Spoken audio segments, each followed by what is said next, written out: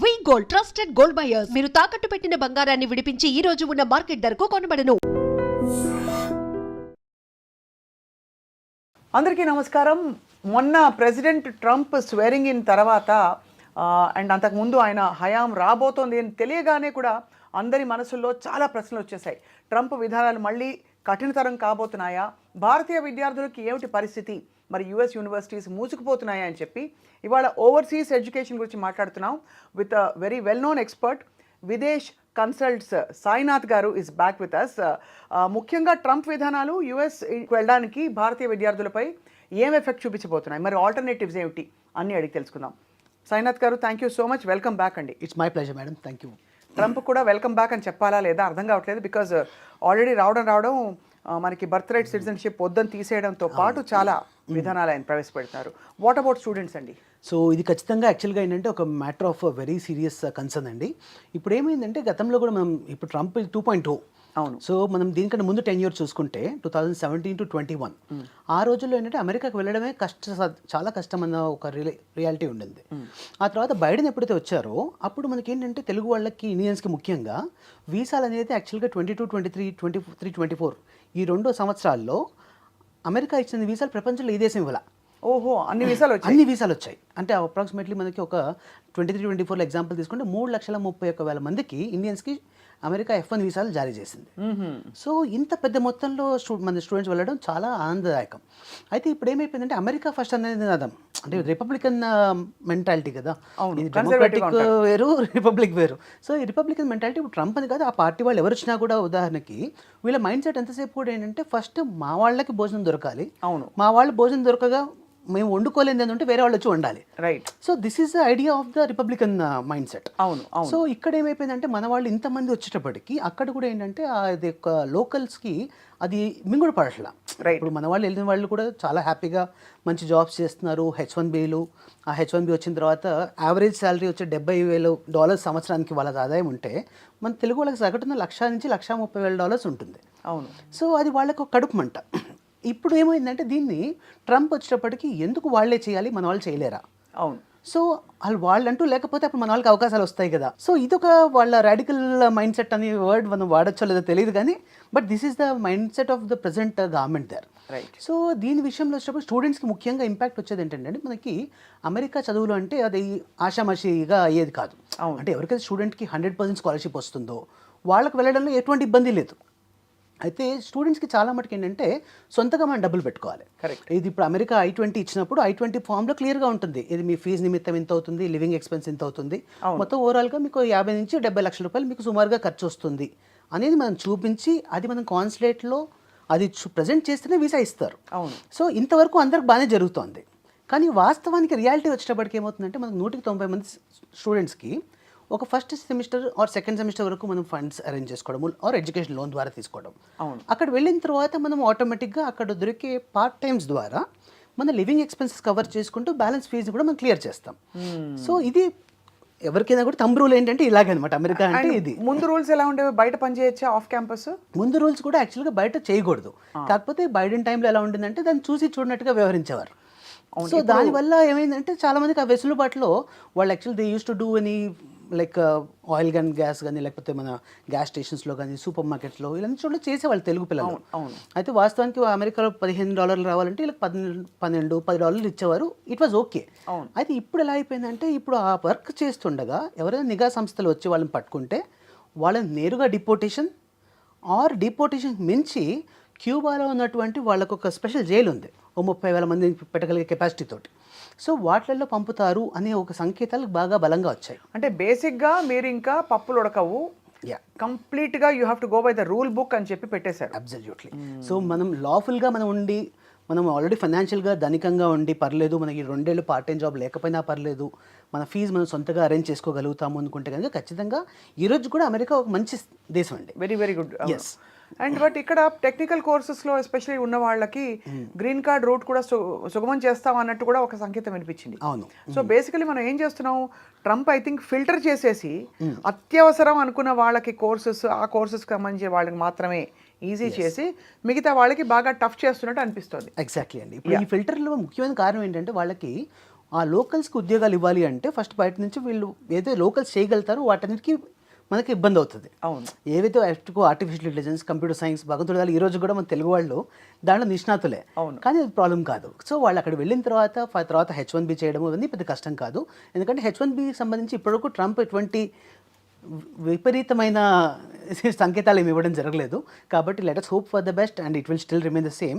అయితే ఇప్పుడు ఆల్రెడీ వెళ్ళిన వాళ్ళకి మాత్రం ఏంటంటే కాస్త వాళ్ళకి ఆ చదివేటప్పుడు ఈ ఖర్చుల నిమిత్తం ఏంటంటే ఇప్పుడు ప్రజెంట్గా already back to home India నుంచి కాల్స్ ఆల్రెడీ మా స్టూడెంట్స్ పేరెంట్స్కి ఆల్రెడీ కాల్స్ వస్తూ ఉన్నాయి. డబ్బులు పంపించండి, కొద్దిగా ఈ నెల 2 నెలలు చూద్దాము, వేచి చూద్దాం ఇంకా ఎలా ఉంటుందో నెక్స్ట్ ఫ్యూచర్ అన్న భయం అయితే కొద్దిగా ఎక్కువగానే పట్టుకుంది, మొదలైపోయింది. అవును. సో మొత్తానికైతే అఫ్ కోర్స్ ఇప్పుడు మీరు టెక్ సైడ్ అంటున్నారు, టెక్ సైడ్ కూడా డీప్ సీక్ లాంటి ఒక బాంబు మొన్న పడ్డాక చైనా నుంచి, మరి ఎన్ని టెక్ కోర్సెస్కి ఏం వెసులుబాటు కల్పించగలుగుతారు అక్కడ? లేదు ఇంకా డిమాండ్ పెరుగుతుందా, కాలం నిర్ణయిస్తుంది. అయితే ఇప్పుడు దీంట్లో ఇంకో ముఖ్యమైన విషయం అండి, బేసికల్ ఏంటంటే మన వాళ్ళంతా ఎక్కువ ఐటీ మీద డిపెండ్ అవుతారు. సో అమెరికా దేశంలో ఏంటంటే ఐటీ ఉద్యోగాల్లో యాక్చువల్గా there is always 2 different words అండి. ఒకటేమో రిప్లేస్మెంట్, ఇంకోటేమో మనకి సస్టైనబుల్గా మనకి adaptability of using of the technology. అయితే అమెరికాలో జరిగే ఉద్యోగాలన్నీ కూడా రిప్లేస్మెంట్ జరుగుతున్నాయి. అవును. ఏఐ తోటి రిప్లేస్మెంట్ ఎప్పుడైతే జరుగుతుందో అప్పుడు ఆటోమేటిక్గా ఉద్యోగాలే మనకి హరించుకుపోయే పరిస్థితి. అయితే మన యూరోపియన్ కంట్రీస్ చూసుకుంటే ఏంటంటే ఉద్యోగాల మీద ఆర్టిఫిషియల్ ఇంటెలిజెన్స్ పూర్తి ఇంపాక్ట్ లేదు. సో ఈ దేశాల్లో వచ్చేటప్పటికి ఏంటంటే దాని రిప్లేస్మెంట్ బదులుగా వాళ్ళని వాటికి ఏమంటారు అనుసంధానంగా ఈ టెక్నాలజీ వాడుకుంటూ వాళ్ళ లైఫ్ ఈజీ చేసుకుంటున్నారు. Correct. So this always a difference actually. Right. So ఇప్పుడు అమెరికన్ టెక్నాలజీస్లో ఏంటంటే ఇది క్యాపిటలిస్ట్ ఐడియాలజీ కాబట్టి ఇక్కడ ఎంతసేపు ఏ వచ్చిందా ఓకే డూ ఇట్, జస్ట్ 10,000 మంది తీసేసేయి ఏఐని పెట్టేసేయండి. So this is how actually the difference మేజర్గా మనం అబ్జర్వ్ చేసుకోవచ్చు. కాబట్టి ఇప్పుడు ఈ మూమెంట్లో కొద్దిగా ఏంటంటే స్టూడెంట్స్కి వెళ్ళే వాళ్ళకి కాస్తగా జాగ్రత్తగా చూసుకుని మనం అది ప్లాన్ చేసుకోవడం మంచిదని చెప్తాం. ఏదేమైనా సరే ఇకపై అంటే అమెరికాకు వెళ్దాం చదువుకోవడానికి అని ప్లాన్ చేస్తున్న వాళ్ళకి చిన్న స్పీడ్ బ్రేకర్ అయితే పడింది. ఖచ్చితంగా పడి ఇప్పుడు అమెరికాకు వస్తే వాట్ నెక్స్ట్, ఏ కంట్రీస్ ఉన్నాయన్న అన్వేషణ మొదలైంది. సో ఇప్పుడు చెప్పండి, ఇప్పుడు మనం విదేశ్ కన్సల్ట్స్ మాట్లాడుకుందాం. సో ఖచ్చితంగా అండి, ఇప్పుడు యాక్చువల్గా ఏంటంటే Videsh Consults since beginning actually almost like from last 18 years we been very active for promoting European education. So యూరోపియన్లో ముఖ్యంగా ఏంటంటే మన జర్మనీ, స్విట్జర్లాండ్, ఫ్రాన్స్, యూకే ఈ దేశాల్లో ఏంటంటే మనుషులు ఇంకా మనుషుల్లా బతుకుతున్నారు. అండ్ మోస్ట్ ఇంపార్టెంట్గా ఏంటంటే వాళ్ళకి సేఫ్టీ సెక్యూరిటీ పాయింట్ ఆఫ్ వ్యూలో ఎటువంటి టెన్షన్ అవసరం లేదు. అవును. అండ్ అన్నిటికంటే ముఖ్యంగా ఏంటంటే ఆఫ్ క్యాంపస్ జాబ్స్ కూడా లీగల్. అవును. అంటే మనకు ముఖ్యంగా ఏమవుతుందంటే ఇప్పుడు మనం స్టడీ అబ్రాడ్ అనగానే ఇది బోల్డ్ డబ్బులతో కూడుకున్న వ్యవహారం. సో ఇక్కడ ఫస్ట్ థింగ్ పేరెంట్స్కి ఏంటంటే ఎక్కువ లోన్స్ తీసుకోకుండా, ఎందుకంటే ఈ దేశాల్లో ఫీజులు వచ్చేటప్పుడు సంవత్సరానికి 10 లక్షలు అంతకన్నా తక్కువ ఉంటుంది, 7 లక్షల నుంచి 10 లక్షల లోపు. ఆ తర్వాత కాస్ట్ ఆఫ్ లివింగ్కి పూర్తిగా వీళ్ళు పార్ట్ టైం మీద డిపెండ్ అయినా ఎటువంటి ఇబ్బంది లేదు, బికాస్ ఆఫ్ క్యాంపస్ జాబ్స్ కూడా లీగల్గా చేసుకోవచ్చు. సో వారానికి 20 గంటలు, ఇక్కడైనా 20, అక్కడైనా 20.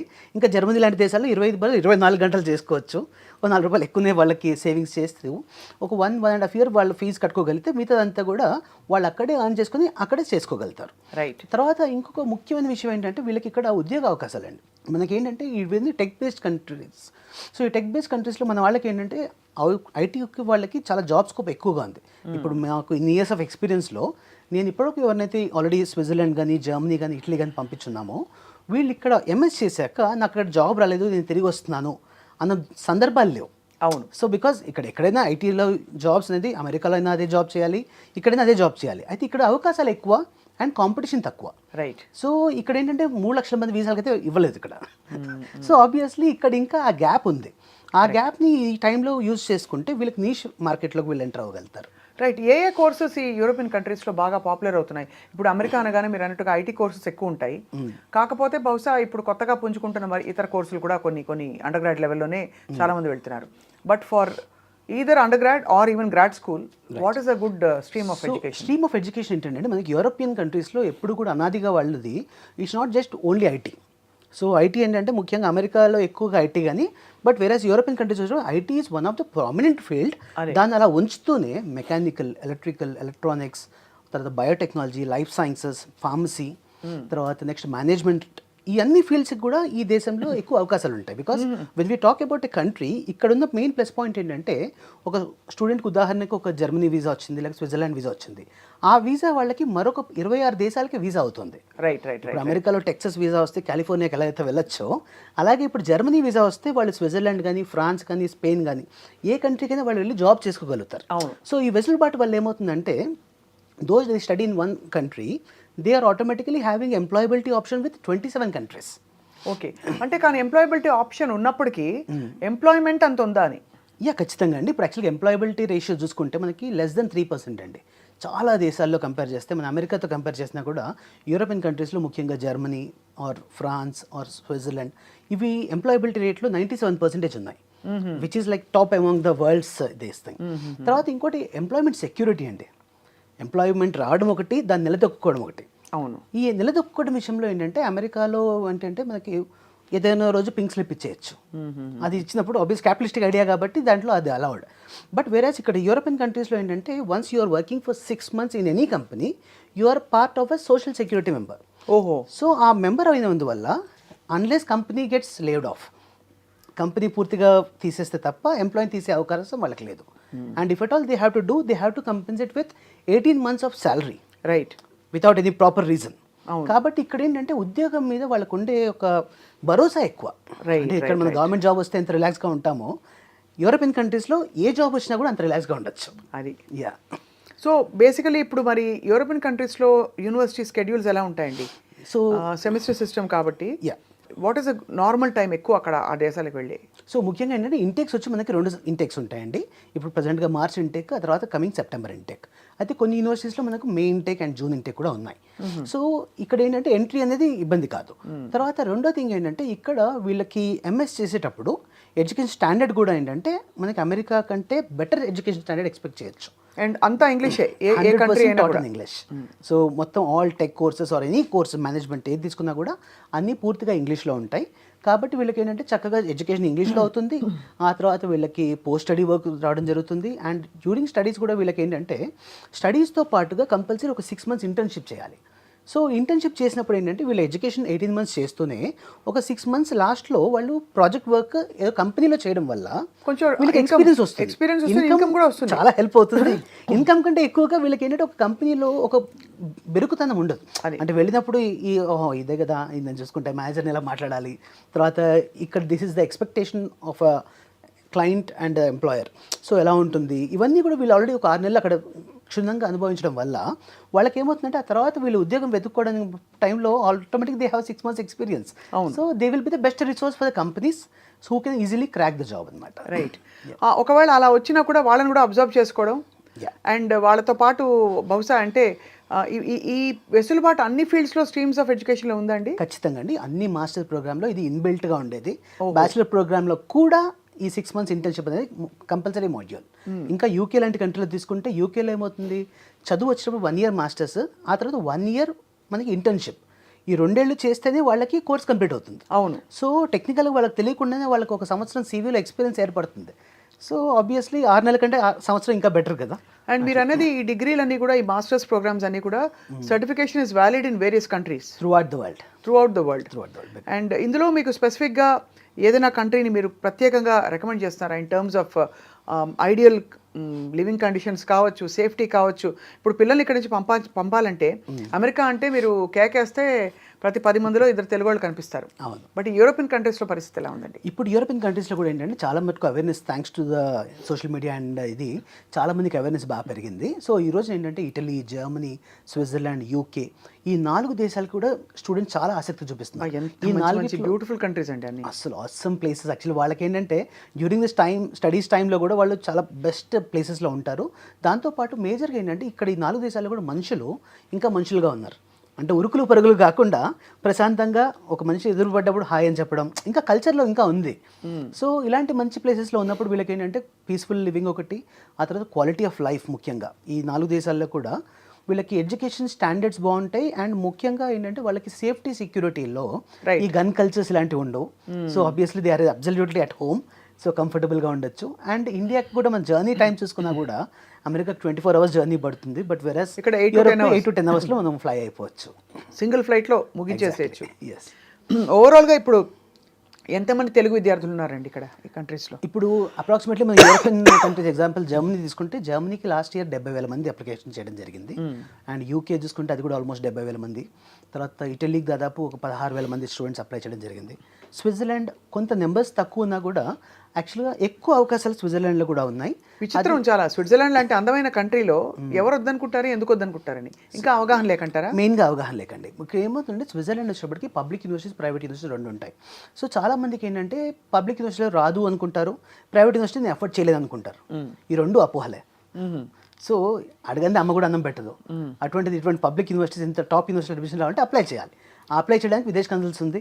విదేశ్ కన్సల్స్ అప్రోచ్ చేస్తే ఖచ్చితంగా ఇది చేయొచ్చు. సో ఒకవేళ ఒక గ్రాడ్యుయేషన్ ఇక్కడ అంటే మన ఇండియన్ గ్రాడ్యుయేషన్ పూర్తి చేసుకుని అక్కడ గ్రాడ్ స్కూల్కి వెళ్ళడానికి అంటే పోస్ట్ గ్రాడ్యుయేషన్ మన ప్రకారం వెళ్ళాలంటే ఏ స్ట్రీమ్ తీసుకోవాలంటే మీరు అడ్వైస్ చేస్తారా? ఖచ్చితంగా అండి. ఇక్కడ యాక్చువల్గా ఏంటంటే విదేశ్ కన్సల్ట్స్లో మేము ఫస్ట్ స్టడీ అబ్రాడ్ కన్సల్టెంట్స్ కంటే కూడా ఒక కెరీర్ కన్సల్టెంట్స్గా మేము ఉంటాం. సో ఫస్ట్ థింగ్ ఏంటంటే ఒక ప్రొఫైల్ మా దగ్గరకు వచ్చినప్పుడు మేము ఫస్ట్ ఎవాల్యుయేట్ చేస్తాం. Are they having inform decision? ఆ ఇన్ఫార్మ్ డిసిషన్ ఉన్నప్పుడు we will continue with their choice. అలా కానప్పుడు ఖచ్చితంగా మా ఇంటర్వెన్షన్ ఉంటుంది. ఆ సెలెక్షన్ ఆఫ్ కోర్స్ దగ్గర నుంచి మా కౌన్సిలర్స్ ఏంటంటే లాస్ట్ 10 years కంటే ఎక్కువ ఎక్స్పీరియన్స్ ఉన్న వాళ్ళు. అండ్ చాలా మటుకు బ్రాంచెస్ అన్ని హెడ్స్ కూడా they are directors of our branches, they are also having done masters abroad. So వీళ్ళందరికీ ఏంటంటే విపరీతమైన ఎక్స్పీరియన్స్ ఉండడం వల్ల ఒక ప్రాపర్ గైడెన్స్ ఇవ్వడానికి రైట్ ఛానలైజేషన్ జరుగుతుంది. ఆ తర్వాత రెండో థింగ్ ఏంటంటే కొంతమంది ప్రొఫైల్ బాగా ఉన్నప్పుడు మేమే వాళ్ళకి ఎదురుగా సలహా ఇస్తాం. ఏంటంటే rather then going for private university, మీ ప్రొఫైల్కి ఈ పబ్లిక్ యూనివర్సిటీ అడ్మిషన్ వస్తుంది. రైట్. సో ఈ పబ్లిక్ యూనివర్సిటీకి ఎప్పుడైతే వీళ్ళు వెళ్తారో ఇక్కడలాగా 50 లక్షలు 60 లక్షలు ఫీజు కట్టకుండా చక్కగా ఫ్రీ ఎడ్యుకేషన్లో Germany, Switzerland, France, Italy. Free అంటే పూర్తిగా ఫ్రీనా? అబ్సల్యూట్లీ. సో ఫీజు వచ్చేసి హార్డ్లీ ఒక 150 euros నుంచి 500 euros పర్ సెమిస్టర్. అంటే ఇండియన్ కరెన్సీలో ఒక 40,000 రూపాయలు. అలాగా ఎందుకు చేస్తారు అలాగా? సో యూరోప్లో ఏంటంటే ఎడ్యుకేషన్ అనేది వాళ్ళకి ఇంకా మనీ మేకింగ్ వెంచర్ కాదు. ఓకే. సో పబ్లిక్ యూనివర్సిటీస్ వరకు. సో ఎప్పుడైతే ఇది మనీ మేకింగ్ వెంచర్ కాదో automatically government is supporting for the education cost. Right. So ఇక్కడ student is expected to pay only the taxes which is hardly ఒక 40,000 rupees per 6 months. And the living expenses వీళ్ళు ఓన్గా manage చేసుకోవాలి. అదే that's what అదే వాళ్ళు ఓన్గా. కానీ నేను ఒకటే అడుగుతాను, మరి ఇలాంటి యూనివర్సిటీలో క్వాలిఫై అవ్వాలంటే like you have GRE, TOEFL, IELTS ఇలాంటి what are the exams that should? So మేజర్గా ఎంట్రీ రిక్వైర్మెంట్ వచ్చేప్పటికి ఇది అమెరికా కంటే సులువు అండి. సో చాలామందికి తెలియక ఇంకో చాలామందికి ఇప్పుడు కూడా అపోహ ఏంటంటే నేను జర్మనీలో చదవాలంటే జర్మన్ లాంగ్వేజ్, ఇటలీలో చదవాలంటే ఇటాలియన్ లాంగ్వేజ్ ఇది కావాలనుకుంటుంటారు. ఇది అస్సలు రిక్వైర్మెంటే కాదు. బికాస్ 100% అక్కడ కోర్స్ అన్ని ఇంగ్లీష్లో టీచ్ చేయడం వల్ల ఎటువంటి ఇంగ్లీష్ లైక్ లోకల్ లాంగ్వేజ్ అవసరమే లేదు. తర్వాత రెండో థింగ్ వచ్చేప్పటికి వీళ్ళకి ఏదైతే ఐఎల్టీఎస్ కానీ టోఫెల్ కానీ ఉందో ఈ రెండింటిలో ఏదైనా ఒక పరీక్ష రాసుకుంటే మోర్ దెన్ సఫిషియంట్. అది. సో అంతకుమించి జిఆర్ఈలు, జీమాట్లు ఇవేం అవసరం. So degree certificate and IELTS 15 years or 16 years of both are okay. Both are okay. ఇది కూడా కరెక్ట్ క్వశ్చన్ అడిగాను. 15 ఏళ్ళైనా 16 ఏళ్ళైనా పర్లేదు. అబ్సల్యూట్లీ. ఎడ్యుకేషన్ అంటే డిగ్రీ వరకు. అండ్ అలాగే మీరు అన్నట్టు ఐఎల్టీఎస్ కానీ టోఫెల్ కానీ రాసుకుని బేసిక్ స్కోర్ వస్తే సరిపోతుంది. ఇవి కాకుండా ఎడ్యుకేషన్ అక్కడ free except living expenses and ఆ బేర్ మినిమం ట్యాక్సెస్ తప్ప అన్నీ ఫ్రీ. నాలుగోది of course weather conditions and number of courses opening, quality of education is of course చెప్పక్కర్లేదు ఇంకా. And so education gateways are opening. ఈ మధ్య ఇన్స్టాలో నేను చాలా రీల్స్ చూశానండి. నేనే ఆల్మోస్ట్ అప్లై చేసేసుకుందాం అనుకున్నాను. మీరు వచ్చి you want to settle down in Switzerland with income of so and so రివర్స్లో మీకే ఇస్తారు డబ్బులని. ఏంటండి అవి అసలు? సో అది యాక్చువల్గా అంత లుక్రేటివ్ కాదు. అండ్ బేసికల్ అది యూరోపియన్స్ కోసం ఎక్కువ అది. బికాస్ డైరెక్ట్ వర్క్ పర్మిట్స్ అనేది ఇండియా నుంచి ఇవ్వడం కుదరదు కాబట్టి student is the only route. So ఎవరైతే స్టూడెంట్గా క్వాలిఫై అవుతారో వాళ్ళకి చక్కగా 2 years ఆఫ్ మాస్టర్స్ ఉంటుంది. ఆ తర్వాత 1 year పోస్ట్ స్టడీ వర్క్. అక్కడ నుంచి ఇంకొక 3 years అక్కడ స్టే చేస్తే ది గెట్ పిఆర్. సో ఇప్పుడు గ్రీన్ కార్డ్ అనేది ఇప్పుడు అమెరికాలో మీకు తెలిసే ఉంటుంది. అమెరికాలో గ్రీన్ కార్డ్ రావాలంటే ఉదాహరణకు మనకి ఇప్పుడు 100 years పడుతుంది. సో ఇక్కడున్న సిచ్యువేషన్కి ఏంటంటే it is just taking 5 to 6 years of the time European కంట్రీస్లో. సో వాళ్ళు జర్మనీ తీసుకున్నా, లేకపోతే ఇటలీ తీసుకున్నా, స్విట్జర్లాండ్ తీసుకున్నా ఒక 5 to 6 years వాళ్ళు including study period they can get a PR. So ఎప్పుడైతే పిఆర్ వచ్చేస్తుందో ఇక జీవితంలో మళ్ళీ వీసాలు లేకపోతే అక్కడ కూడా గవర్నమెంట్ మారితే రేపు ట్రంప్ లాంటి వాళ్ళు వస్తే మన పరిస్థితి ఏంటి అనే భయాలు అసలు అవసరమే లేదు, అవసరం ఉండదు. ఓకే, లాస్ట్ క్వశ్చన్ అండి అబౌట్ దిస్ యూరోపియన్ ఎడ్యుకేషన్. అక్కడ వాళ్ళు చదువుతున్నంత కాలం బయట ఎంత జాబ్ చేయొచ్చు? సో లీగల్గా 20 hours per week వర్క్ చేయొచ్చండి. సో 20 hours per week అన్ని కంట్రీస్లో చేసుకున్నా కూడా వాళ్ళకి అప్రాక్సిమేట్లీ కాస్ట్ ఆఫ్ లివింగ్ ఒక 500 euros ఖర్చు అయింది అనుకోండి. They could earn up to 800 to 1000 euros. So వాళ్ళ పార్ట్ టైంలో వాళ్ళకి సేవింగ్స్ ఉంటాయి అండ్ ఫ్రీ ఎడ్యుకేషన్ కూడా వస్తుంది. మ్యారీడ్ పీపుల్ కనుక వెళ్తే స్పౌస్కి వీసా వస్తుందా? స్పౌస్ వీసా యాక్చువల్గా యూరోపియన్ కంట్రీస్లో డెన్మార్క్ అండ్ ఫిన్లాండ్ ఈ 2 కంట్రీస్లో కూడా డిపెండెంట్స్ ఆర్ అలౌడ్ టుగెదర్ అండి. సో ఇక్కడ ట్యూషన్ ఫీజు వచ్చే అప్రాక్సిమేట్లీ 10 lakhs వరకు అవుతుంది టోటల్ కోర్స్ ఫీజు. దాంతో హస్బెండ్ అండ్ వైఫ్ ఇద్దరు కూడా ఒకటేసారి ఫ్లై చేయొచ్చు. మిగతా యూనివర్సిటీస్లో స్పౌస్ని తీసుకెళ్ళడం ఇబ్బంది ఆ 2 years పాటు. Yes. వాట్ అండ్ ఫైనలీ దీనికి ఏమైనా ఏజ్ బార్ ఉంటుందా అప్లై చేసుకోవడానికి? నథింగ్ అండి. ఇప్పుడు యాక్చువల్గా మనకి ఏంటంటే up to 10 years of bachelors తర్వాత కూడా గ్యాప్ ఉన్నా కూడా ఈజీగా యాక్సెప్ట్ చేస్తారు. Up to 10 years. Yes. కానీ మధ్యలో సడన్గా I want drop my job and go and migrate మాలాంటి వాళ్ళకి ఎవరు? అది కూడా అవకాశం ఉంది, ప్రొవైడెడ్ మనకి ఏంటంటే ఇక్కడ వీసా ఆఫీసర్స్ వాళ్ళు చాలా కేస్ టు కేస్ వర్క్ చేస్తారు. Right. యూఎస్ లాగా మనకు ఆన్ ద స్పాట్ ఒక సెకండ్లో మొహమ్ని చూసి మొహం నచ్చితే ఎస్ లేకపోతే నో చెప్పడం కాకుండా ఇది డాక్యుమెంట్ బేస్డ్ కాబట్టి మనకి ఇన్నాళ్ళు ఏం చేస్తున్నాము, మా ప్రొఫెషనల్ గ్రోత్ ఇది, ఇప్పుడు ఇక్కడ నుంచి నాకు ఆ కోర్స్ చేయడం ఎందుకు ఇంపార్టెంట్ అనేది మనం కరెక్ట్గా ఎస్టాబ్లిష్ చేయగలిగితే 100% వీసాలు వస్తాయి. And success rate of visa కూడా ఏంటంటే ఇప్పుడు చాలా బెటర్గా ఉంది. టచ్ వుడ్ ఇప్పుడు మాకు జర్మనీ కానీ యూకే కానివ్వండి, we are setting at 100% visa success rate. That's amazing because యూఎస్లో మనకు తెలిసి ఇదివరకు 20% ఉండేది. Yeah. ఇప్పుడు ఈ కొత్త విధానాలతో ఎంత ఉంటుందో we have to wait and watch. Absolutely. Sainath garu, very very thoroughly engaging and very very interesting useful conversation. తప్పకుండా నేను ఎప్పుడైనా చదువుకోవాలంటే ఎంత లేట్ అయినా మీ దగ్గరికి వస్తాం. ఇట్స్ మై ప్లెజర్ అండి. Thank you. Always We'll meet happy to again. Help our students. Thank you so much.